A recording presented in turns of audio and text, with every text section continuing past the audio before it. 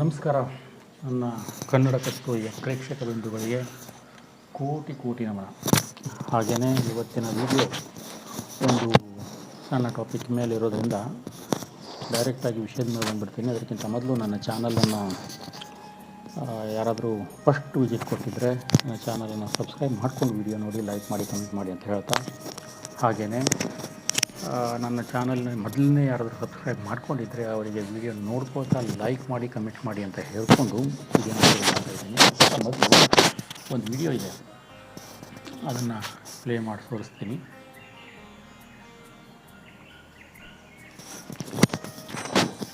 ಇದರಲ್ಲಿ ನಾನು ಸಬ್ಸ್ಕ್ರೈಬ್ ಆಗಿರುವಂಥ ಅಮ್ಮ ಒಬ್ಬರು ವಿಡಿಯೋನ ಒಂದಿಷ್ಟು ಚಾನಲ್ನ ಹೆಸರುಗಳನ್ನು ಪ್ಲೇ ಮಾಡಿ ಬರೆದು ಯೂಟ್ಯೂಬ್ನಲ್ಲಿ ಹಾಕಿದ್ರು, ಇವ್ರ ಚಾನಲನ್ನು ಸಬ್ಸ್ಕ್ರೈಬ್ ಮಾಡ್ಕೊಳ್ಳಿ ಅಂತ. ಇದರಲ್ಲಿ ನಮಗೆ ಚಾನಲಿಗೆ ಸಬ್ಸ್ಕ್ರೈಬ್ ಮಾಡ್ಕೊಂಡವರು ಒಂದಿಷ್ಟು ಜನ ಇದ್ದಾರೆ. ಅವ್ರ ಚಾನಲನ್ನು ಒಂದು 4-5 ಜನರು ನಾನು ಆಲ್ರೆಡಿ ಸಬ್ಸ್ಕ್ರೈಬರ್ ಇದ್ದರು ಇದಕ್ಕಿಂತ ಮೊದಲು. ಹಾಗೆಯೇ ನಿನ್ನೆ ಇದು ಗೊತ್ತಾದ ಮೇಲೆ ನಾನು ಇವರೆಲ್ಲರಿಗೂ ಸಪ್ರೇಟಾಗಿ ಈ ಅಮ್ಮ ಹಿಂಗೆ ಮೆಸೇಜ್ ಮಾಡಿದರು, ಅದನ್ನು ನೋಡಿ ನಿಮಗೆ ಕಮೆಂಟ್ ಮಾಡ್ತಾಯಿದ್ದೀನಿ. ನೀವು ನಮ್ಮ ಚಾನಲನ್ನು ಸಬ್ಸ್ಕ್ರೈಬ್ ಮಾಡ್ಕೊಳ್ಳೋದಾದರೆ ನಾನು ನಿಮ್ಮ ಚಾನಲನ್ನು ಸಬ್ಸ್ಕ್ರೈಬ್ ಮಾಡ್ಕೊಳ್ತೀನಿ ಅಂತ ಅವ್ರಿಗೆ ರಿಕ್ವೆಸ್ಟ್ ಆಗ್ತದೆ. ಅವರು 25 ಹೆಸರನ್ನು ಬರೆದು ಹಾಕಿದ್ದಾರೆ ಚಾನಲಿಂದು. ಅದರಿಂದ 2 ಜನರು ಮೆಸೇಜ್ ಮಾಡಿದರು, ಅವ್ರ ಚಾನಲನ್ನು ನಾನು ಸಬ್ಸ್ಕ್ರೈಬ್ ಮಾಡ್ಕೊಂಡು ಅವರು ಮಾಡಿದ್ದಾರೆ, ಇನ್ನು ಉಳಿದವರು ಮಾಡಲಿಲ್ಲ. ಮತ್ತು ಹಾಗೆಯೇ ಕೆಳಬದಿಗೆ ಕಮೆಂಟ್ಸ್ನಲ್ಲೂ ನನ್ನ ಹೆಸರನ್ನು ಮರೆತುಬಿಟ್ರಿ ಅಮ್ಮ, ನೀವು ನಮ್ಮ ಹೆಸರನ್ನು ಇಡ್ಬೋದಾಗಿತ್ತು, ಹಾಗೆ ಹೀಗೆ ಅಂತಲೂ ಹೇಳ್ತಾ ಇದ್ದದ್ದನ್ನು ಕೇಳಿದ್ದು. ಅವರಿಗೂ ನಾನು ರಿಕ್ವೆಸ್ಟ್ ಅದರಲ್ಲೇ ಬರೆದು ಮಾಡಿದ್ದೀನಿ, ನನ್ನ ಚಾನಲನ್ನು ಸಬ್ಸ್ಕ್ರೈಬ್ ಮಾಡ್ತೀನಿ, ಬೇಕಾದರೆ ನೀವು ನಮ್ಮ ಚಾನಲನ್ನು ಸಬ್ಸ್ಕ್ರೈಬ್ ಮಾಡ್ಕೊಂಡು ವಿಡಿಯೋ ನೋಡಿ ಅಂತ ರಿಕ್ವೆಸ್ಟ್ ಮಾಡಿದ್ದೀನಿ. ಆದರೆ ಅವ್ರು ಮಾಡಲಿಲ್ಲ. ಹಾಗೆಯೇ ಇನ್ನೂ ಒಂದು ವಿಡಿಯೋ ಇದೆ, ಒಂದು ನಿಮಿಷ ಇಲ್ಲಿ ನೋಡಿ. ಈ ವಿಡಿಯೋ ಯಾಕೆ ಪ್ಲೇ ಮಾಡ್ತಿದ್ದೀನಿ ಅಂತೇಳಂದರೆ, ಇದರಲ್ಲಿ ನೋಡಿ ಯೂಟ್ಯೂಬ್ನಲ್ಲಿ ಹೋಗಿ ಮೇಲ್ಬದಿಗೆ ನಮ್ಮ ಚಾನಲಿನ ಪಕ್ಕದಲ್ಲಿ 3ನೇ ಆಪ್ಷನನ್ನು ಚಾಯ್ಸ್ ಮಾಡಿಕೊಂಡ್ರೆ ಈ ಥರ ಬರುತ್ತೆ. ಇಲ್ಲಿ ನೀವು ಒಂದು ಯಾವುದೋ ಒಂದು ಚಾನಲ್ನ ಹೆಸರನ್ನ ಒಟ್ಟು ಬರೆದು ಹಾಕಿ, ಬಂದೇ ಬರುತ್ತೆ, ಕನ್ಫರ್ಮ್ ಆಗಿ ಬರುತ್ತೆ. ಯಾವುದಾದ್ರೂ ಇದು ಚಾನಲ್ ಹೆಸರು ಬರೆದು ಹಾಕಿದರೆ ಯೂಟ್ಯೂಬ್ನಲ್ಲಿ ಆ ಚಾನಲ್ ಇಲ್ಲ ಅಂತಿಲ್ಲ, ಬಂದೇ ಬರುತ್ತೆ. ಈಗ ಒಂದಿಷ್ಟು ಚಾನಲ್ಗಳು ಬರ್ತವೆ. RK ಕನ್ನಡ ಅಂತ ನಾನು ಹೇಗೆ ಮಾಡಿದ್ದೀನಿ. ಮೇಲೆ ಸರ್ಚ್ನಲ್ಲಿ ಹೋಗಿ ಆಲ್ನಲ್ಲಿ ಚಾನಲ್ ಚಾಯ್ಸ್ ಮಾಡ್ಕೊಳ್ಳಿ. ಈಗ ನೋಡಿ, ಇಲ್ಲಿ ನೋಡಿ ಒಂದಿಷ್ಟು ಚಾನಲ್ಗಳ ಲೀಸ್ಟ್ ಬರ್ತಾಯಿದೆ. ಈ ಚಾನಲ್ಗಳ ಲೀಸ್ಟ್ನಲ್ಲಿ ನೀವು ಒಳಗೆ ಹೋಗಿ ನೋಡಿದ್ರೆ ಇವರು ಚಾನಲ್ಲು ನನ್ನ ಲೆಕ್ಕ 2ರಿಂದ 3 ವರ್ಷ ಆಗಿದ್ದವ್ರದ್ದು ಇದ್ದಾರೆ, 4 ವರ್ಷದಿಂದ ಮಾಡಿದವರು ಇದ್ದಾರೆ, 1 ವರ್ಷದಿಂದ ಮಾಡಿದವರು ಇದ್ದಾರೆ. ಇವ್ರ ಚಾನಲಲ್ಲಿ ಸಬ್ಸ್ಕ್ರೈಬ್ ಬೆಳೆದೂ ಇದೆ, ಬೆಳೆದೂ ಇಲ್ಲ. ಹಾಗೆಯೇ ವ್ಯೂ ಕೂಡ ಗ್ರೋತ್ ಆಗಿದೆ, ಗ್ರೋತ್ ಆಗಿಲ್ಲ. ಕಾರಣ ಈಗ ಇವ್ರದ್ದೇ ನೋಡಿ, ಇವ್ರ ಗ್ರೋತ್ನಲ್ಲಿ ಇದೆ 86,000 ವ್ಯೂ ಇದೆ ಅಲ್ವಾ. RK ಕನ್ನಡ ಅನ್ನೋದು ಇವ್ರ ಹೆಸರಿನಲ್ಲಿ. ಇವರು ದೇವರ ಒಂದಿಷ್ಟು ಅದನ್ನು ಹಾಕ್ತಾರೆ, ತಿಳುವಳಿಕೆ ವಿಡಿಯೋಗಳನ್ನು ಹಾಕ್ತಾರೆ. ಹಾಗೆಯೇ ಇನ್ನೊಬ್ರದ್ದು RK TV ಕನ್ನಡ ಅನ್ನೋ ಈ ಚಾನಲ್ನಲ್ಲೇ ನೋಡಿ, ಇವರು ಹಿಂದಿ ಕೆಳಗೆ ನೋಡಿದರೆ ಇವ್ರದ್ದು ಅಷ್ಟೇ 88,000 ಇದೆ. ಹಾಗೆಯೇ ಇನ್ನೊಬ್ರದ್ದು ಈಗ ಬರುತ್ತೆ, ಅವರಲ್ಲಿ 3,000 ಅಥವಾ 1,500 ವ್ಯೂ ಇದೆ. ಇಲ್ಲಿ ನಾನು ಹೇಳಲಿಕ್ಕೆ ಬಂದಿರೋದು, ಒಬ್ಬರಿಗೊಬ್ಬರ ಹೊಂದಾಣಿಕೆ ಇಲ್ಲದೇ ಹೊಸ ಯೂಟ್ಯೂಬರ್ ಬೆಳೆಯೋದು ಬಹಳ ಕಷ್ಟ ಅಂತ ನಾನು ಪದೇ ವಿಡಿಯೋ ಮಾಡಾಕ್ತಿದ್ದೀನಿ. ಯಾರೂ ತಲೆ ಕೆಡಿಸ್ಕೊಳ್ತಿಲ್ಲ ಈ ವಿಷಯದ ಬಗ್ಗೆ. ನೋಡಿ, ಇವ್ರದ್ದು 1,500 ವ್ಯೂ ಇದೆ. RK ಕನ್ನಡ ಯೂಟ್ಯೂಬ್ ಅಂತ ಬರೆದಿದ್ದಾರೆ. ಯೂಟ್ಯೂಬ್ನಲ್ಲಿ ಹೆಸರು ಮತ್ತು ಚಾನಲ್ ಲೋಗೋ ಮತ್ತು ಕಂಟೆಂಟ್ಸ್ಗಳು ಬಹಳ ಉಪಯೋಗಕ್ಕೆ ಬರುವಂಥವು ಆದರೆ ಮಾತ್ರ ಯೂಟ್ಯೂಬ್ನಲ್ಲಿ ಚಾನಲ್ ಗ್ರೋತ್ ಆಗುತ್ತೆ ಅನ್ನೋದು ಹೌದು, ಅದಲ್ಲ ಅಂತಲ್ಲ. ಆದರೆ 2007 ನಂತರ ಆ ಟೈಮ್ನಲ್ಲಿ ಸೋಷಿಯಲ್ ಮೀಡಿಯಾ ಇಷ್ಟು ಬೆಳವಣಿಗೆ ಆಗಿರಲಿಲ್ಲ, ಈಗ ಬೆಳೆದ ಹಾಗೆ. ಈಗ ನಿಮಗೆ ಮೊಬೈಲ್ ಓಪನ್ ಮಾಡಿದ್ರೆ ಸಾಕು, ಫೇಸ್ಬುಕ್, ಇನ್ಸ್ಟಾ, ಆಮೇಲೆ ಟ್ವಿಟರ್, ಆಮೇಲೆ ಅದಕ್ಕಿಂತನೂ ಬಿಟ್ಟು ಮತ್ತೆ ಈಗ ನಮ್ಮ ಇಂಡಿಯನ್ ಇದರಿಂದನೇ ಸಿಕ್ಕಾಬಿಟ್ಟು ಸೋಷಿಯಲ್ ಮೀಡಿಯಾ ಆ್ಯಪ್ಗಳು ಬಂದಿದ್ದಾವೆ. ಅಲ್ಲಿನೂ ಕೂಡ ರೀಲ್ಸ್ ಸಿಗುತ್ತೆ, ಅಲ್ಲಿನೂ ಕೂಡ ತಿಳುವಳಿಕೆ ವಿಡಿಯೋಗಳು ಸಿಗ್ತವೆ, ಅಲ್ಲಿನೂ ಕೂಡ ಪ್ರತಿಯೊಂದು ವಿಡಿಯೋಗಳು ಅಲ್ಲಿನೂ ಪ್ಲೇ ಆಗ್ತಿದ್ದಾವೆ. ಹಾಗಾಗಿ ಯೂಟ್ಯೂಬಿಗೆ ಯಾಕೆ ಬರಬೇಕು ಅನ್ನೋ ವಾತಾವರಣದಲ್ಲಿಯೂ ಜನಸಂಖ್ಯೆ ಇದ್ದಂಗಿದೆ ಈಗ. ಹಾಗಾಗಿ ಯೂಟ್ಯೂಬ್ನಲ್ಲಿ ಮತ್ತೊಂದು 2ನೇ ವಿಷಯ, ನಿನ್ನೆ ನಾನು ಮೊನ್ನೆ ಹೇಳಿದಾಗೆ ಯೂಟ್ಯೂಬಿಗೆ ಅಗತ್ಯ ಇಲ್ಲ ಚಾನಲ್ ಎಂದು ಅಂತ ನಾನು ಈಗೂ ಒಪ್ಕೊಳ್ತೇನೆ. ನಾವು ಮಾಡ್ಕೊಂಡಿದ್ದೀವಿ, ಬೆಳಿಬೇಕು ಅಂದರೆ ಬೆಳೆದಾಗ ಅವ್ರು ಮುಂದುವರಿಸ್ತಾರೆ ಬಿಟ್ಟರೆ ಅಲ್ಲಿವರೆಗೂ ಬೆಳೆಸೋದಿಲ್ಲ. ಹಾಗಾಗಿ ಒಬ್ಬರಿಗೊಬ್ಬರ ಸಹಾಯ ಇಲ್ಲದೇ ಯೂಟ್ಯೂಬ್ನಲ್ಲಿ ಹೊಸ ಯೂಟ್ಯೂಬರ್ ಸಾಧನೆ ಮಾಡಲಿಕ್ಕೆ ಆಗೋದಿಲ್ಲ ಅನ್ನೋ ಕಾರಣಕ್ಕೆ ಅವರೆಲ್ಲರಿಗೂ ರಿಕ್ವೆಸ್ಟ್ ಮಾಡಿದೆ, ಅವರೊಬ್ಬರು ಇದನ್ನು ಮಾಡಲಿಲ್ಲ, ಅಂದರೆ ವಾಪಸ್ಸು ರಿಪ್ಲೈ ಮಾಡಲಿಲ್ಲ, ನಮ್ಮ ಚಾನಲನ್ನು ಸಬ್ಸ್ಕ್ರೈಬ್ ಮಾಡ್ಕೋತೀವಿ ಅಂತ. ಇಲ್ಲಿ ಆಗೋದೇ ಹೀಗೆ, ಪ್ರತಿಯೊಬ್ಬರಿಗೂ ಆಸೆ ಏನಿರುತ್ತೆ ಅಂದರೆ ನಮ್ಮ ಚಾನಲ್ ಸಬ್ಸ್ಕ್ರೈಬ್ ಆಗುತ್ತೆ ಅನ್ನೋದು, ಆದರೆ ಮತ್ತೊಬ್ಬರ ಚಾನಲನ್ನು ಸಬ್ಸ್ಕ್ರೈಬ್ ಮಾಡ್ಕೊಳ್ಳಿಕ್ಕೆ ಯಾರೂ ರೆಡಿ ಇರೋದಿಲ್ಲ. ಇದನ್ನೆಲ್ಲ ಈಗೋಗಳನ್ನು ಬಿಟ್ಟು ಒಬ್ಬರಿಗೊಬ್ಬರ ಚಾನಲ್ನ ಸಬ್ಸ್ಕ್ರೈಬ್ ಮಾಡಿಕೊಂಡು ವಿಡಿಯೋ ನೋಡೋದ್ರಿಂದ ಗ್ರೋತ್ ಆಗುತ್ತೆ ಬಿಟ್ಟರೆ ಹಾಗೇ ಗ್ರೋತ್ ಆಗೋದು ನನಗೆ ಅನಿಸೋದಿಲ್ಲ ಆಗತ್ತೆ ಅಂತ. ಯೂಟ್ಯೂಬ್ ಹಿಂದೆ 5 ವರ್ಷ 7 ವರ್ಷ ಹಿಂದೆ ಕಳೆದ್ರು 2007ರಿಂದ. ಆ ಟೈಮ್ನಲ್ಲಿ ಸೋಷಿಯಲ್ ಮೀಡಿಯಾದಲ್ಲಿ ಅಷ್ಟು ಆ್ಯಕ್ಟಿವಿಟಿ ಮತ್ತು ಇಲ್ಲದ ಕಾರಣ ಮತ್ತು ಆ್ಯಪ್ಗಳು ಇಲ್ಲದ ಕಾರಣ ಯೂಟ್ಯೂಬ್ನಲ್ಲೇ ಎಲ್ಲದನ್ನೂ ನೋಡ್ತಿದ್ರು, ಹಾಗೆಯೇ ಸಬ್ಸ್ಕ್ರೈಬ್ ಕೂಡ ಆಗ್ತಿತ್ತು. ಆದರೆ ಈಗ ದಿವಸಕ್ಕೆ 1, 2 ಅಥವಾ 10 ಸಬ್ಸ್ಕ್ರೈಬ್ ಆದರೆ ಅದು ದೊಡ್ಡತನ ಅನ್ನೋ ಲೆವೆಲ್ಲಿಗೆ, ದೊಡ್ಡ ಚಾನಲ್ನೋದು ಅನ್ನೋ ಲೆವೆಲ್ಲಿಗಿದೆ. ಒಂದಿಷ್ಟು ಚಾನಲ್ಗಳಿಗೆ ಇದ್ದಾವೆ, ಅವು ಅಷ್ಟೇ ಹೆಸರು ಮಾಡಿದ ಇತ್ತವು, ಈಗ ಮಾಡೋದು ಕಷ್ಟ. ಹಾಗಾಗಿ ಸೋಲು ಒಪ್ಕೊಳ್ಳಿ ಅಂತ ನಾನು ಹೇಳೋದಿಲ್ಲ. ಪ್ರಯತ್ನಕ್ಕೆ ಫಲ ಇದ್ದೇ ಇದೆ, ಆದರೆ ಸಹಾಯವಿಲ್ಲದೆ ಪ್ರಯತ್ನ ಮಾಡಿದ್ರೆ ಸಾಧ್ಯ ಇಲ್ಲ. ಹಾಗಾಗಿ ಹೊಸ ಚಾನಲ್ಗಳಲ್ಲಿ ಇಷ್ಟೇ ಭರಮಾರಿ ಇದೆ ಯೂಟ್ಯೂಬ್ನಲ್ಲಿ ನೀವು ಹೆಸರು ಬರೆದು ನೋಡಿದ್ರೆ. ಹಾಗಾಗಿ ಯೂಟ್ಯೂಬ್ನಲ್ಲಿ ಸಮಸ್ಯೆಗಿಂತನೂ ಚಾನಲ್ಗಳು ಜಾಸ್ತಿ. ಮೊನ್ನೆನೂ ಈ ವಿಷಯ ಹೇಳಿದ್ದೀನಿ. ಹಾಗಾಗಿ ಅವರೆಲ್ಲರೂ 2 ವರ್ಷ 3 ವರ್ಷದ ಹಿಂದೆ ವೀಡಿಯೋ ಮಾಡಿ ಒಂದು 4 ವೀಡಿಯೋ ಹಾಕಿದಂಗೆ ಮಾಡಿ ಒಂದು 20-30 ವೀಡಿಯೋ ಹಾಕಿದಾಗೆ ಮಾಡಿ ಚಾನಲನ್ನು ನಿಲ್ಲಿಸಿಬಿಟ್ಟಿದ್ದಾರೆ. ಈಗ ಅಮ್ಮ ನಿನ್ನೆ ಕಳಿಸಿರುವಂತಹ ಲೀಸ್ಟ್ ಏನಿದೆ ಅದರಲ್ಲೂ ಸುಮಾರು ಜನರ ಚಾನಲ್ಗಳು ಸುಮಾರು 2 ವರ್ಷದ ಹಿಂದೆ ವೀಡಿಯೋ ಹಾಕಿರುವಂಥ ಚಾನಲ್ಗಳಿವೆ. ಅವನ್ನು ಯಾಕೆ ಅಮ್ಮ ಕಳಿಸಿದ್ದಾರೆ ಅಂತ ಗೊತ್ತಿಲ್ಲ. ಯಾಕಂತೇಳಂದರೆ ಅವರು ಆ್ಯಕ್ಟಿವೇ ಇಲ್ಲ ಚಾನಲ್ನಲ್ಲಿ. ಅವರ ಸಬ್ಸ್ಕ್ರೈಬ್ ಯಾವ ಕಾರಣದಿಂದ ಹೇಗಾಗುತ್ತೋ ದೇವ್ರಿಗೆ ಗೊತ್ತು. ಆದರೂ ನಾನು ರೆಡಿ ಇದ್ದೀನಿ ಅವ್ರ ಚಾನಲನ್ನು ಸಬ್ಸ್ಕ್ರೈಬ್ ಮಾಡಲಿಕ್ಕೆ, ಆದರೆ ಅವರು ರೆಡಿ ಇಲ್ಲ. ಇದು ಹೊಸದಾಗಿ ಯೂಟ್ಯೂಬರ್ ಆದವರಿಗೆ ಸಮಸ್ಯೆನೇ. ಹಾಗಂತ ನನಗೂ ಒಂದಿಷ್ಟು ನನ್ನ ಅಕ್ಕ ತಂಗಿರು ಮೆಸೇಜ್ ಮಾಡ್ತಾರೆ, ಶಾಂತಿಯಿಂದ ಸುಧಾರಿಸಿಕೊಂಡು ಒಲ್ಲಕ್ಕೆ ಟೈಮ್ ತೆಗೆದ್ರೆ ಇದರಲ್ಲಿ ಸಾಧನೆ ಮಾಡೋದು ಸಾಧ್ಯ ಅಂತ. ಆದರೆ ಈಗ ಅದೇ ಎಲ್ಲಿದೆ ಜನರ ಹತ್ರ ಅನ್ನೋದು, ಟೈಮೇ ಇಲ್ಲ.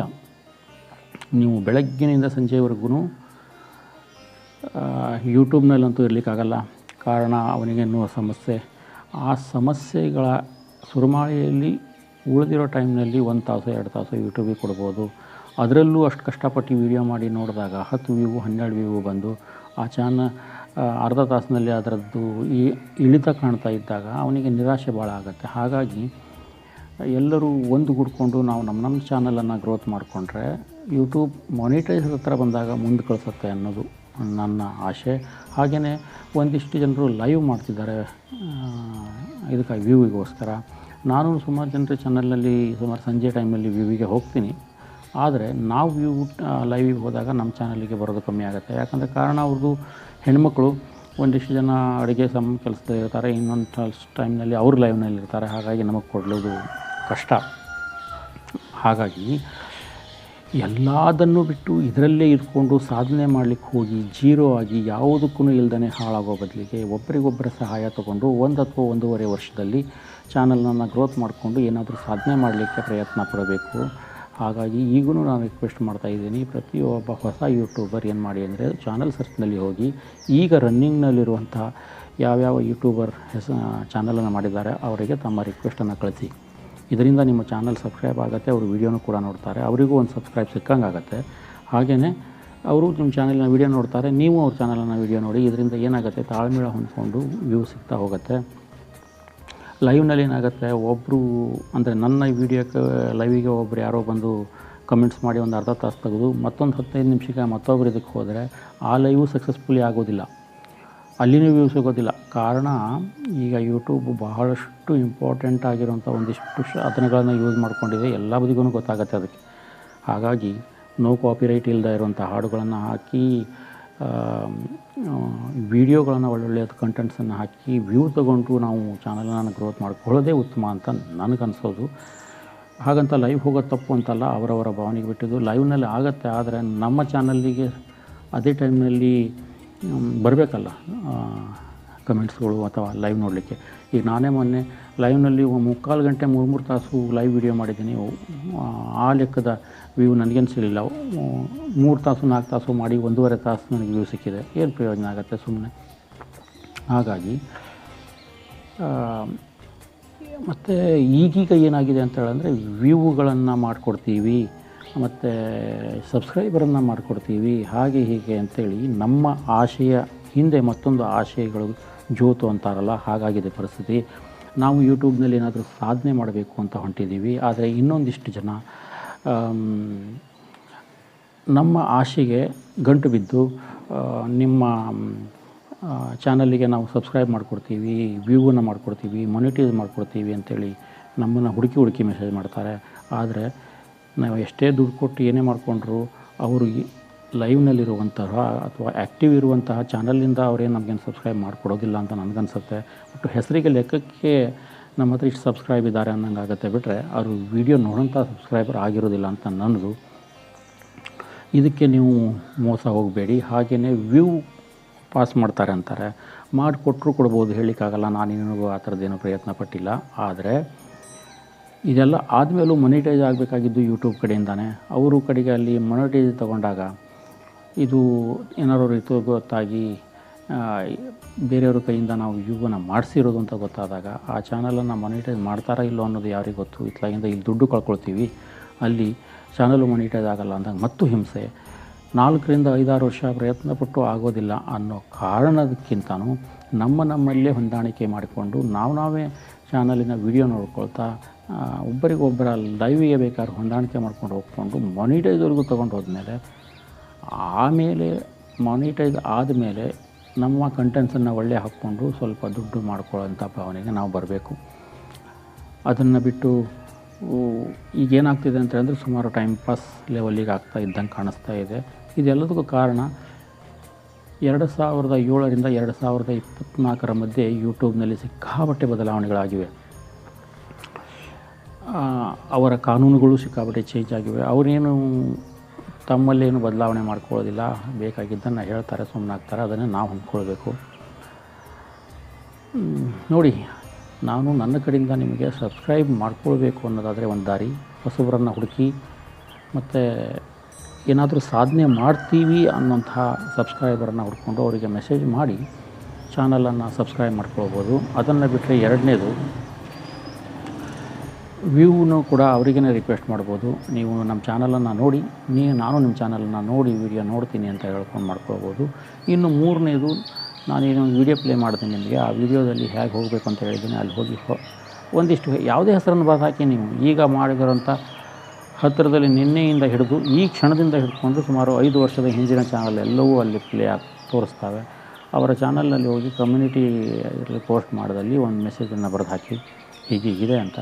ಅವರು ನಮ್ಮ ಚಾನಲನ್ನು ಸಬ್ಸ್ಕ್ರೈಬ್ ಮಾಡಿದರೆ ನಾವು ಅವ್ರ ಚಾನಲನ್ನು ಸಬ್ಸ್ಕ್ರೈಬ್ ಮಾಡಿಕೊಂಡು ಇಬ್ಬರಿಗೂ ಅಗತ್ಯದ ವಸ್ತುಗಳೇನಿದ್ದಾವೆ ಅವನ್ನ ಪೂರೈಸ್ಕೊಂಡ್ರೆ ಕಣ್ಣು ಮುಚ್ಚಿಕೊಂಡು ನಮ್ಮ ಚಾನಲ್ ಗ್ರೋತ್ ಆಗುತ್ತೆ. ಅದನ್ನು ಬಿಟ್ಟು ಬೇರೆ ದಾರಿ ಅಷ್ಟು ಅನಿಸೋದಿಲ್ಲ. ಹಾಗಾಗಿ ಈಗೋನ ಬಿಡಬೇಕು. ಯೂಟ್ಯೂಬ್ ಚಾನಲ್ನಲ್ಲಿ ಒಂದಿಷ್ಟು ಜನ ಚಾನಲ್ ಮಾಡ್ಕೊಂಡವರು ನಮ್ಮ ಚಾನಲನ್ನು ನಾವು ಯಾಕೆ ಮಾಡಬೇಕು ಸಬ್ಸ್ಕ್ರೈಬು, ಅವ್ರು ಬೇಕಾದ್ರೆ ಮಾಡ್ತಾರೆ, ಅವ್ರು ಮಾಡಿದ ಮೇಲೆ ನಾವು ಅನ್ಸಬ್ಸ್ಕ್ರೈಬ್ ಮಾಡಿಬಿಡೋಣ ಹಾಗೆ ಹೀಗೆ ಅಂತ ಹೋದರೆ ಅದು ಬೆಳವಣಿಗೆಯ ಮಾತಾಗೋದಿಲ್ಲ. ನಾವು ಎಷ್ಟು ನಿಯತ್ತಿಂದ ನಿಮ್ಮ ಚಾನಲನ್ನು ಸಬ್ಸ್ಕ್ರೈಬ್ ಮಾಡಿ ವಿಡಿಯೋ ನೋಡ್ತೀವೋ ಅದೇ ಲೆಕ್ಕದಲ್ಲಿ ನೀವು ನಮ್ಮ ಚಾನಲನ್ನು ಸಬ್ಸ್ಕ್ರೈಬ್ ಮಾಡ್ಕೊಂಡು ವಿಡಿಯೋ ನೋಡಿದ್ರೆ ಬೆಳವಣಿಗೆ ಖಂಡಿತ. ಯಾಕಂದರೆ ಯೂಟ್ಯೂಬು ಸಮುದ್ರ ಇದ್ದಾಗ ಅಲ್ಲೇನು ಒಬ್ಬನಿಗೆ ಜಾಗ ಅಂತಲ್ಲ, ಪ್ರತಿಯೊಬ್ಬರಿಗೂ ಜಾಗ ಇದೆ. ಹಾಗೆಯೇ ಒಳ್ಳೊಳ್ಳೆಯ ಕಂಟೆಂಟ್ಸ್ ಹಾಕಿದ್ರೆ ಬೆಳವಣಿಗೆ 100% ನಿಶ್ಚಿತವಾಗಿ ಇದೆ. ಆದರೆ ಸುಮ್ಮನೆ ಟೈಮ್ ಪಾಸ್ ಮಾಡ್ಕೊಂಡು ಕೂರೋರಿಗೆ ಯೂಟ್ಯೂಬಿಗೆ ಸ್ವಲ್ಪ ದುಡ್ಡು ಮಾಡಿಕೊಡ್ಬೋದು ಬಿಟ್ಟರೆ ಅದರಿಂದ ಪ್ರಯೋಜನ ಏನೂ ಇಲ್ಲ ಅಂತ ಹೇಳ್ಕೊಳ್ತಾ ಇವತ್ತಿನ ವಿಡಿಯೋನ ಇಲ್ಲಿಗೆ ನಿಲ್ಲಿಸ್ತಾ ಇದ್ದೀನಿ. ನೋಡಿ, ಪ್ರಯತ್ನ ಪಡಿ. ನಾನು ಹೇಳಿರೋ ಈ ವಿಡಿಯೋನ ನೋಡಿ ಈಗ ಇದು ಸರಿನಾ ತಪ್ಪ ಅನ್ನೋದನ್ನು ನಿಮ್ಮ ಕೈಯಲ್ಲೇ ಬಿಡ್ತೀನಿ. ನೋಡಿಕೊಂಡು ಈ ವಿಡಿಯೋದಲ್ಲಿ ಏನಾದರೂ ಸತ್ಯಾಂಶ ಇದ್ದರೆ ನನ್ನ ಈ ವಿಡಿಯೋನ ಪೂರ ನೋಡಿ ಲೈಕ್, ಕಮೆಂಟ್, ಶೇರ್ ಮಾಡ್ತೀರಿ ಅಂತ ತಿಳ್ಕೊಂಡು ಇಲ್ಲಿಗೆ ಈ ವಿಡಿಯೋನ ಮುಗಿಸ್ತಾ ಇದ್ದೀನಿ. ಮುಂದಿನ ವಿಡಿಯೋ ಸಿಗಲ್ವರೆಗೂ, ಒಳ್ಳೆಯ ವಿಡಿಯೋ ಬರಲ್ವರೆಗೂ ಕನ್ನಡ ಕಸ್ತೂರಿಯ ಚಾನಲ್ನಿಂದ ನಿಮಗೆ ನಮಸ್ಕಾರ ಪ್ರೇಕ್ಷಕ ಬಿಂದುಗಳೇ. ಹಾಗೆಯೇ ನನ್ನ ಚಾನಲಿನ ಹೆಸರು ಕೂಡ ಶಾರ್ಟ್ ಮಾಡಿದ್ದೀನಿ, ಅದು ನಿಮಗೆ ಗೊತ್ತಾಗಿರುತ್ತೆ ಅಂತ ಅಂದ್ಕೊಂಡಿದ್ದೀನಿ. ಮತ್ತು ಹೊಸ ಹೊಸ ಆ್ಯಪ್ಗಳ ಮುಖಾಂತರ ಏನು ಮಾಡಬೇಕು ಟೆಕ್ನಾಲಜಿನ ಯೂಸ್ ಮಾಡಿಕೊಂಡು ಆ ಲೆಕ್ಕದಲ್ಲಿ ನಾನು ನನ್ನ ಚಾನಲ್ನಲ್ಲಿ ವಿಡಿಯೋ ಅಪ್ಲೋಡ್ ಮಾಡ್ತಾಯಿರ್ತೀನಿ. ಲೈವ್ ಕೂಡ ಹೋಗಿದ್ದೆ ನಿನ್ನೆ ಸಿರ್ಸಿಯಲ್ಲಿ, ಅದು ಅಷ್ಟು ಸಕ್ಸಸ್ಫುಲ್ ಆಗಲಿಲ್ಲ. ನೋಡೋಣ, ಇನ್ನು ಮುಂದಾದರೂ ನಾವು ಎಲ್ಲರೂ ಸೇರಿ ಬೆಳೆಯೋಣ, ನಾವು ಬೆಳೆಯೋಣ, ನಿಮ್ಮನ್ನು ಬೆಳೆಸೋಣ ಅಂತ ಅಂದುಕೊಂಡು ಈ ವಿಡಿಯೋನ ಮುಗಿಸ್ತಾ ಇದ್ದೀನಿ. ಧನ್ಯವಾದ.